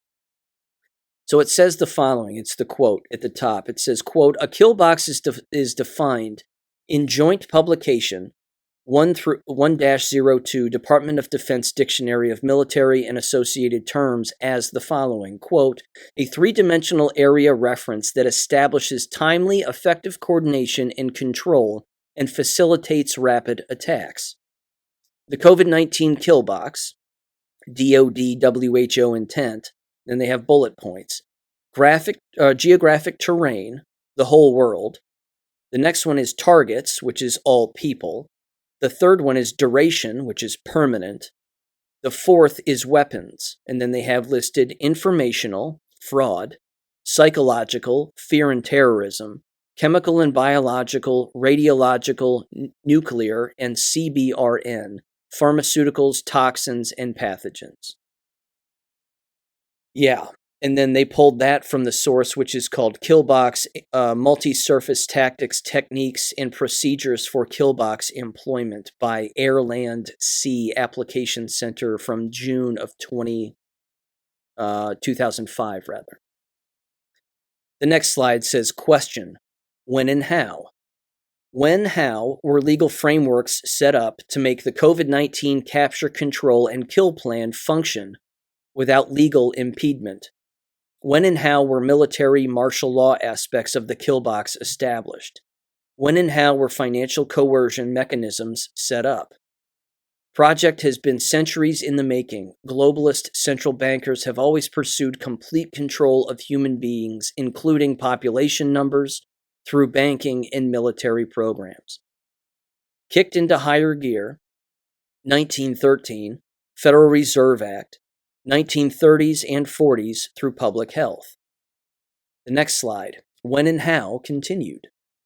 It says prior to the late 1960s, method mostly non-pharmaceutical under pretexts other than public health. Orchestrated armed conflicts, wars, famines, often loud, messy, bloody, and destructive to infrastructure, cities, transit, factories, mines, farms. Plausible deniability and legal impunity, challenging.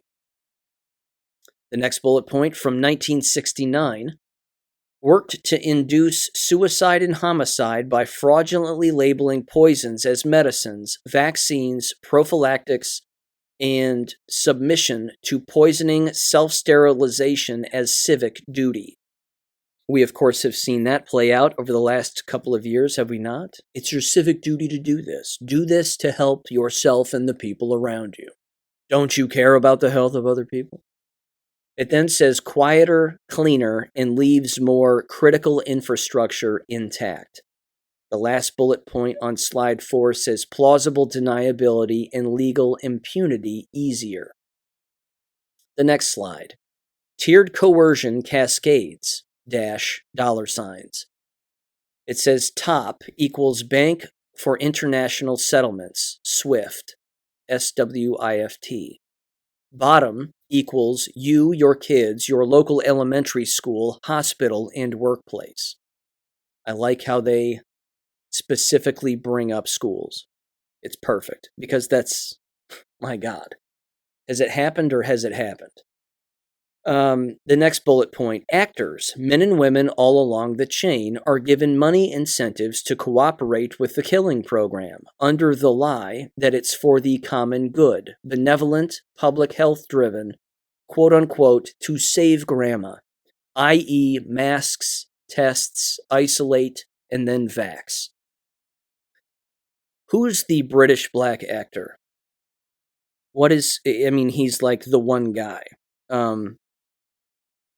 I'm going to butcher his name. I don't even want to look it up. The elder guy, Ingridge Elder, whatever the hell his name is. Either way, I know I just destroyed his name. I really don't care. He's the guy who, of course, showed up recently at the World Economic Forum conference and gave a speech. If you recall, he was also the same actor, the first one, I might add, who came out on camera looking all sad and depressed and acting and goes, I just test positive for COVID. And this was back in 2020.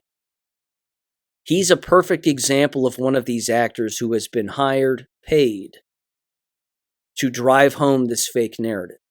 The entire thing. He's one of many, of course, because there's that other stupid commercial with Michael Phelps and Pink and a couple other idiots. And they're passing a fake virus ball around or whatever the hell they're doing. Viruses aren't real, of course, joke's on them. As they're trying to convince people to get jabbed. It's ridiculous. But these are the kinds of people that, again, have been recruited and paid off in order to carry this plan through. It's a military operation. It's a satanic play-by-play kill program. Yeah. Okay, here we go. The next bullet point. It says actors are given money, disincentivizes to resist, access to banking, transaction services, and jobs. Income will be cut off for noncompliance. The next bullet point says carrot and stick. BIS, and then it has an arrow that says directed from BIS to federal, central banks, national governments, state and provincial governments, county municipal governments, school districts, universities, hospitals, nursing homes, private employers, to you and your family, friends, neighbors, and coworkers. Again, we saw that play out step by step from top, from the very top of government all the way down to us. And then, of course, divide people within each of those segments, I'm sure.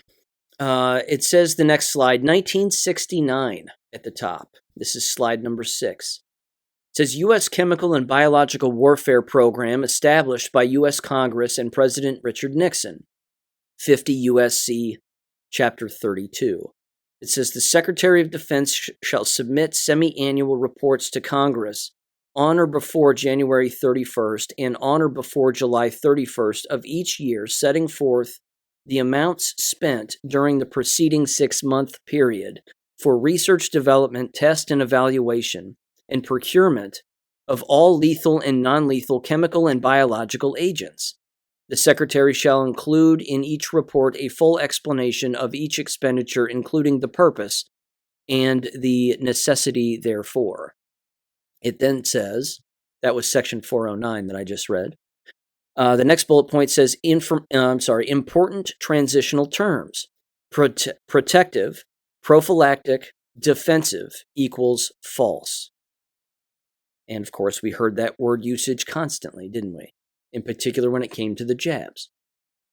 It's going to protect you. It'll be a defense mechanism. No. Nope. Just kills people. The next bullet point and last one on this particular slide says, all biological active products are intrinsically aggressive, offensive, toxic, lethal, i.e., toxicology, dose dependency, pharmacokinetics, pharmacodynamics, genotoxicity, contraindications, allergies, metabolic disorders, drug-to-drug interactions, purity and adulterations, etc. The next slide, slide number 7. There are, by the way, approximately 17 slides. I'm going to read this whole thing. It's too important. I'm sorry for the length here, but yeah, and the reading, but yeah, it's worth it. Again, I'll link it in the description below, I promise. Bear with me. The next slide, slide number 7, 1983, and then it says 1996-US. 1983 Public Health, or 1983 Public Health Service Act Amendment, rather. Amendment 1944 PHSA to add a public health emergencies, quote-unquote, program, granting new powers to Health and Human Services Secretary and establishing a $30 million slush fund equals Public Health Emergencies Fund, which is 42 USC 247D. The next bullet point, 1986 National Vaccine Program and National Childhood Vaccine Injury Act set up and funded National Vaccine Program in bold print. Grant vaccine manufacturers legal immunity for injuries and death caused by their products. Establish and fund a tax revenue, debt-funded National Vaccine Injury Compensation Program, codified at 42 USC 300 AA, model for civil liability immunities through countermeasures, injury compensation program. Delightful. The next slide, it says 2005-World Health Organization. WHO International Health Regulations Amendment adopted by World Health Assembly in 2005. Entered into force June of 2007 after ratification by member states. Next bullet point, called on national governments to strengthen their own domestic laws and fund programs for population surveillance, testing, detention, quarantine, physical control, and forced treatment during international outbreaks of communicable diseases. Nightmare. Next bullet point, pretext, protecting international trade from disruptions. And then 2 more bullet points on this slide. True intent, establishing legal systems to transfer governance from nation states to one world government silently, automatically, on trigger of PHEIC. Final bullet point, U.S. Congress, presidents, and cabinet complied with WHO demands. I'm going to interject real quick. This is what makes me angry when people say that there's no legal basis for this in the United States because the Constitution says so. Of course the Constitution says that this can't happen because it's an infringement on our rights. This document is clearly laying out. None of that means jack shit. None of that matters as far as the powers that be are concerned. Again, they played this card. They played this hand. This happened. Where was the Constitution? Where was it? I'm sure some people were using it. I was screaming it. Lots of people were screaming it. We know that. And it got some of us some places. But in the end, as I even wrote in my Substack, this is the perfect crime. Because if you have judges and lawyers that have been jabbed and have gone along with all of this, blindly believed all of these people and all of these procedures, they've thrown the law right out the window. If the law enforcement agents and the judicial system have thrown the law out, what do you have left? You have trigger fingers. We still have those, but, what are we left with? Not a judicial system, I'll tell you that much. Next slide. 1997 and 1998 in the United States. First bullet point, laws, it says. 1997 NDAA for FY, fiscal year 98. 1997 Food and Drug Administration Modernization Act. I got it.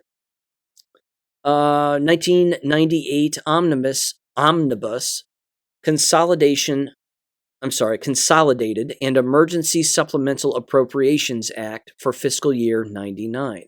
Next bullet point, products. Examined access to unapproved CBRN products equals expanded pseudo-authorized deployment of prohibited CBRN weapons. After 2003, NDAA for fiscal year 04, and 2004 Project BioShield Act, known as EUA Emergency Use Authorization Program. So if you're curious what year the Emergency Use Authorization Program came into effect, it was 2004. So the next bullet point, targets. Prohibitions on forcible CBRN attacks on troops replaced with pseudo-authorized forcible CBRN attacks on all Americans. Good Lord. And then it says stockpiles. Illegal CBRN weapons stockpile reclassified as National Pharmaceutical Stockpile, later Strategic National Stockpile, or SNS, and rehomed from DOD to HHS and CDC. This would explain why we haven't heard much from the Department of Defense, and it's all been driven by Health and Human Services and Centers for Disease Control. Is because it was said that that was going to be the case. Okay, 2000 to 2002. Next slide. It says setting up program management, war theater, battlefield parameters, and enemy combatant classifications. 2000 Public Health Threats and Emergencies Act, funding and organizational management structures for bioterrorism, counterterrorism research and development.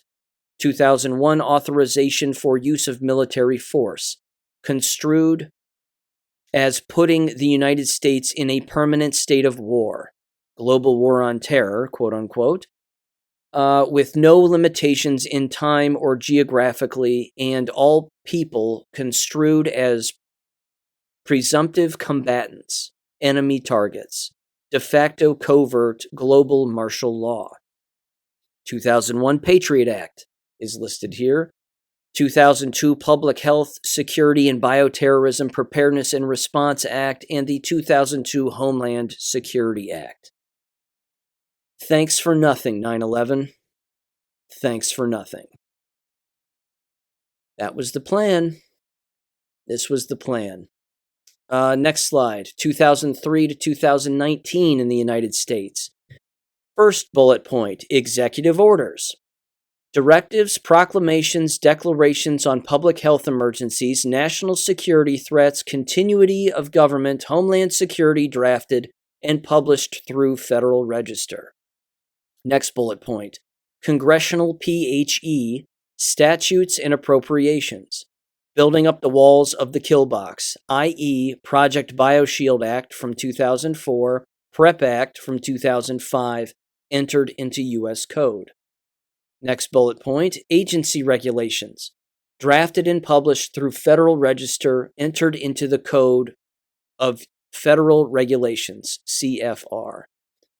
Next bullet point, guidance reports drafted by the DOJ and DHS, circulated to state, local, and tribal governments and law enforcement for implementation subordination to federal military during PHEs. Next bullet point, more guidance for industry, quote unquote, drafted by the FDA, HHS, and circulated to academic, pharmaceutical manufacturers, and non-governmental organizations, NGOs, i.e. the BMGF partners, regarding clinical trials and product authorization procedures for biologics, vaccine, gene therapies, nanotech, etc. Final bullet point on this horrific slide, more test runs. 2003 SARS, 2006 MERS, 2009 H1N1, etc. Those were the test runs. That's important. That's an important historic point. Those were the test runs in order to see who would get jabbed and how many. And then all they did was implement another strategy and then do it again. And then implement another strategy and do it again. What did this time have that the other previous times didn't have? Lockdowns. You didn't have lockdowns the previous 3 times. You didn't have stores closing their doors permanently. You didn't have empty parking lots. You didn't have all of that previously that we had this time around, didn't we? Along with, of course, 1,000 other things. But the schools closing, the universities closing, not being able to travel across state lines. Remember all that? Remember Florida? Trying to drive from Georgia to Florida and getting stopped? Remember when that happened? I mean, holy hell in a handbasket. They're telling us their plan right here. They're going to do it again. This is a damning document. This is incredible. It's almost done. Let's see. Slide number 12, I believe. 2015, other transactions authority for DoD prototype products. It says revealed through Pfizer's April 2022 motion to dismiss whistleblower Brooke Jackson's False Claims Act case, confirmed by U.S. government on October 4th of 2022. Statement of interest support for MTD. It says authorizes DoD to use public funds to contract with and or conscript private pharmaceutical manufacturers to produce and deploy CBRN weapons on general public with minimal congressional oversight. None of that sounds good. Next bullet point, products classified as prototypes, quote unquote, not drugs, biologics, or vaccines. Prototype, quote unquote, not defined by Congress, defined by DoD in 2018, quote, addressing certain needs such as proof of concept, model, and novel application of commercial technologies for defense purposes. Good Lord. The next bullet point, no requirement for valid clinical trials, valid safety or efficacy data review, valid FDA authorizations or approvals. No requirement. Well, there you have it. Next bullet point and final one on this particular page, clinical trials not material or necessary for DoD payment to contractors. Slide 13 of 17. 2020 to present, COVID big reveal. WHO, Public Health Emergency of International Concern, PHEIC. Number 2, it says, U.S. HHS Secretary Alex Azar, Public Health Emergency, PREP, the PrEP Act declarations for medical countermeasures, FDA pseudo-regulation of vaccine clinical trials product review authorization. Next bullet point, Congress Presidents, Coronavirus Preparedness and Response Supplemental Appropriations Act, Families First Coronavirus Act, Coronavirus Aid, Relief, and Security. The CARES Act, the NDAAs, and Consolidated Appropriations, etc. And then finally, President's Cabinet. Executive orders, etc., the Stafford Act, the National Emergencies Act, the Defense Production Act, directing and controlling manufacturing facilities and weapons production and deployment programs mandates. The next slide. What the laws built. Enabling mechanisms. Keep in mind, this entire presentation is called Killbox. 5 bullet points here. The first one says, set up huge public and private funding streams for military-led biological, chemical, neurological weapons research, development, and deployment programs sold to Congress and public as public health emergency programs. And it was sold well, because people bought it. Next bullet point, estimated information consent in PHE contexts by reclassifying potential carriers of disease, each human, as a presumptive national security threat, authorizing incapacitation and destruction of same, war footing.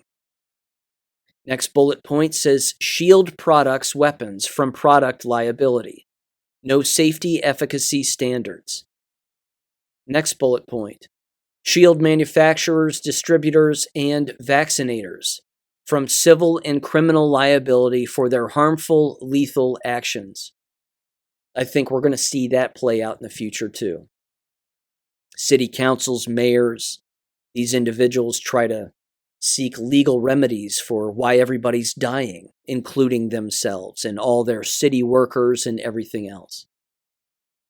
Last bullet point on this horrific slide, which is slide 14, shield governments, funders, developers, regulators from CBRN, WMD, terrorism, criminal prosecution by classifying weapons as scheduled toxins, communicable pathogens, etc., and research and development on those weapons as defensive/protective.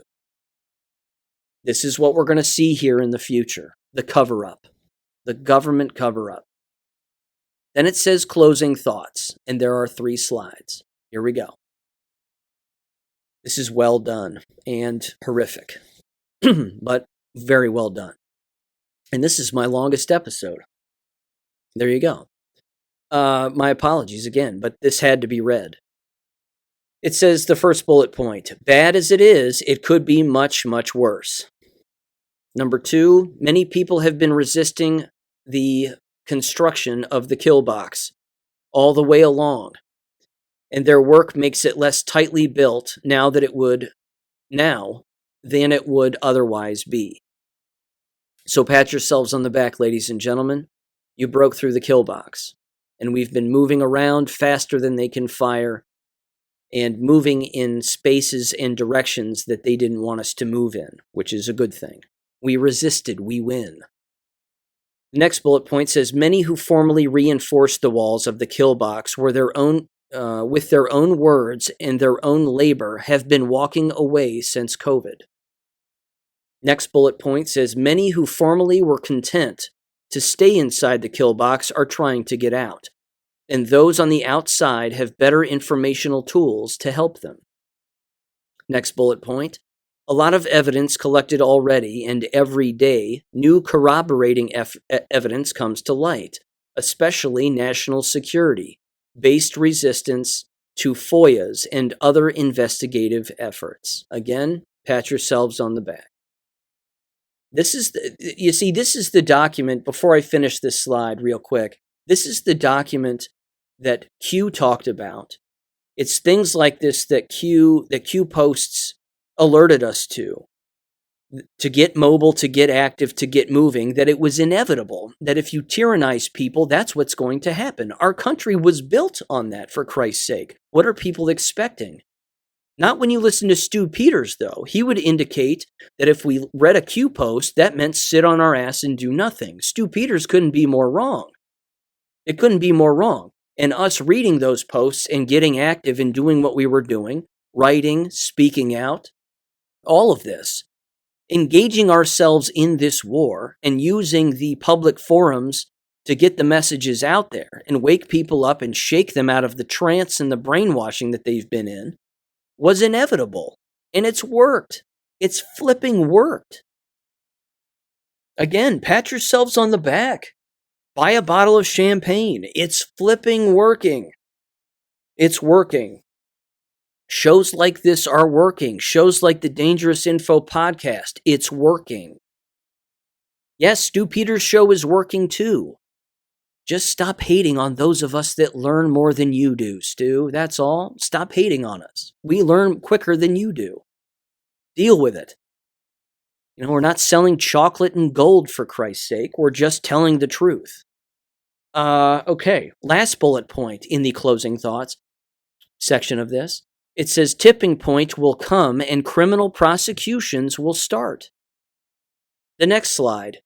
Things globalists don't like and try to weaken and destroy. Number 1, there are 5 points here. 6. First one, federal constitutions and charters protecting common law rights of people against governments. Yes. Number 2, conflicting statutory frameworks in international law, i.e., laws criminalizing murder, conspiracy to commit murder, war crimes, genocide, torture, fraud, extortion, biological weapons of mass destruction, chemical weapons of mass destruction, and terrorism. Yes. Ladies and gentlemen, what has YouTube done this entire time? Including with the most recent Project Veritas videos. They gave Project Veritas a strike and told him, you do it again, you're suspended forever. YouTube is engaging in conspiracy to commit war crimes, murder, genocide, torture, fraud, extortion, biological weapons of mass destruction, chemical weapons of mass destruction, and flipping terrorism. That's what YouTube is engaging in. I wouldn't be surprised if YouTube in the future ceases to exist. Heaven forbid we're never going to see another teenager jump into a bathtub full of Fruit Loops anymore and make millions of dollars. Boo-hoo. What will happen to society? My God. But Sean, I make a living on YouTube. How am I going to make a living? Go to hell. Go to hell. I don't care how you make a living. YouTube's a criminal organization and you're using it to make a living. Wrap your head around that. Because that's what's happening here. That's what all of these censorship platforms have been doing. Next bullet point, number 3. Things the globalists don't like and try to weaken and destroy. State and province level laws protecting common law rights. Informed consent. Nuremberg biomedical ethics principles. Product liability. Consumer safety. And laws prohibiting murder, fraud, extortion, terrorism. Number 4, see October 2022 report. State laws limiting public health protections, hazardous for our health, by Network for Public Health Law. Number 5, Christian faith in thriving religious, social, and family communities. They're getting angry. They're separating too, because, again, what's gone on in the church during this entire time, by and large, not everywhere, but by and large, has been an abomination. Mask up. Church is closed. That right there is stone cold proof that they get their emails from the same people that doctors get their emails from. And they all followed the same flipping orders, which means they're in on it. They're the useful idiot. But what have people done during this time? They've bought more Bibles than you could possibly buy. The Bible is still the number 1 book that gets sold all of the time. Even more so over the last 3 years. Not an accident. Finally, if the globalists don't like it, do it more and harder. Yes. Final slide. 6 bullet points. What to do. Number 1, keep pushing. Number 2, speak out against federal, state, and local public health programs, which are really military kill box programs. Call for disengagement, disarmament, and defunding of the military kill box programs, basically. Not us. We don't have to disengage, disarm, or defund ourselves. That's not what they're saying. 3rd bullet point. Exit the WHO. If U.S. withdraws, WHO, BMGF, and related organizations may lose legal immunities they hold under U.S. law. Number 4, keep refusing all vaccines and other government-sponsored medical treatments from here on out, especially any product classified and handled through any countermeasures program, quote-unquote, qualified, security, medical, military. They will come up with new names. Avoid those too. Point number 5. Keep pushing state legislators, prosecutors, AGs, judges to pass state-level legislation that blocks federal public health, military programs, blocks funding, blood money coercion programs. Number 6. Keep pushing state, local governments to set up alternative, decentralized financial systems outside the BIS-controlled, centralized global systems. Unquote. That's the conclusion of the 17-slide presentation. Again, it is titled Legal Walls of the COVID-19 Killbox, Militarization of Public Health False Front for military campaigns as viewed through the COVID-19 lens.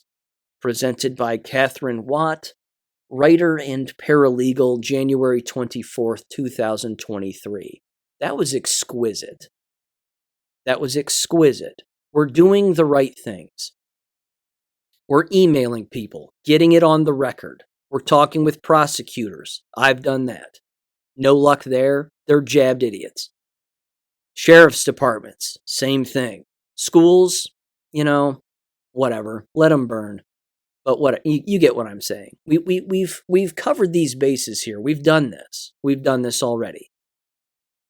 They're asking us to continue to do it. Continue to get the information out there on all the platforms that we do. Make the conversation unavoidable. Me personally, the bridge has got to be crossed with family members at some point.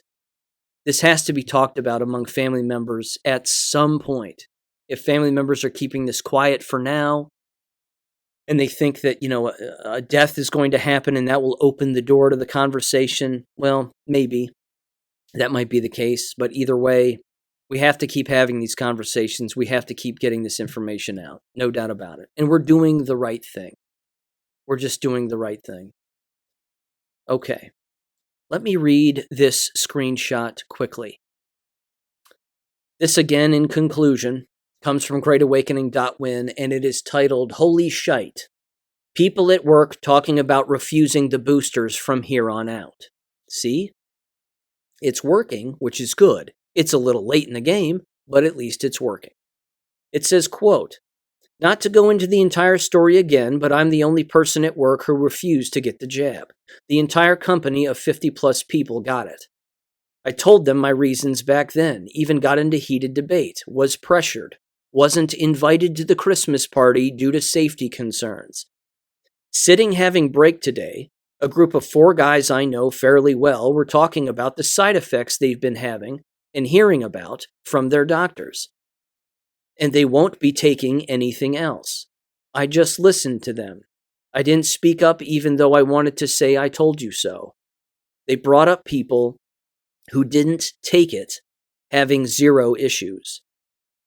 I think they expected me to say something at that point, but I let my silence speak for itself. At one point, one guy whispered, fearing being heard by the other people in the cafe, I guess, quote, you really have to wonder if where there's smoke, there's fire at this point, unquote. It is indeed happening. I think it's quietly progressing faster than we think, unquote. Yes, I agree. Yes, they're jabbed. Yes, they're poisoned. Yes, their DNA is snapped in half. They've turned themselves into something else now. They have VAIDS. They have AIDS. Their immune systems are compromised. They will get sicker and sicker and more sick. That's going to happen. But think of the generations in the future. That's why we are here. We are here to teach these people all of this information so that this gets out to them and they understand that they've been lied to their whole lives about everything and they are being manipulated. They're being thrown into this kill box and moved around like a pawn again on a chessboard. So break through the kill box. Keep breaking through the kill box.